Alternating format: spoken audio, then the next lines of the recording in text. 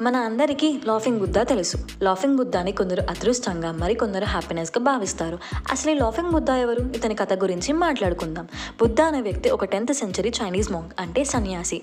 బుధాయ్ అని పిలిచేవారు. ఆయన చాలా సంతోషంగా, కేర్ ఫ్రీగా ఉంటూ అందరినీ నవ్వించేవాడు. బుధాయ్ ఒక క్లాత్ బ్యాగ్ తీసుకుని దాంట్లో చాక్లెట్స్, ఫ్రూట్స్ మరియు మంచి థింగ్స్ని పెట్టి పిల్లలకి, పూర్వాలకి ఇచ్చేవాడు.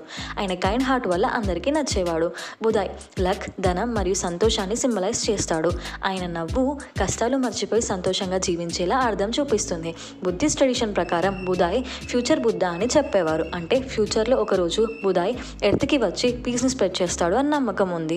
ఇప్పుడు చాలా ప్లేసెస్లో లాఫింగ్ బుద్ధాని వెల్త్, హెల్ప్నెస్ మరియు సక్సెస్ కోసం స్టాచ్యూస్ లాగా వాడుతున్నారు. స్టాచ్యూస్కి బెల్లీ రబ్ చేయడం వల్ల గుడ్ లక్ వస్తుంది అని అనుకుంటారు. అదన్నమాట సంగతి. ఈ ఇన్ఫర్మేషన్ మీకు నచ్చినట్టయితే ఈ వీడియోని వెంటనే లైక్ చేయండి, మీ ఫ్రెండ్స్ అండ్ ఫ్యామిలీకి షేర్ చేయండి. అండ్ ఇలాంటి ఇన్ఫర్మేటివ్ కంటెంట్ కోసం మా ఛానల్ని సబ్స్క్రైబ్ చేసుకోండి. Thank you.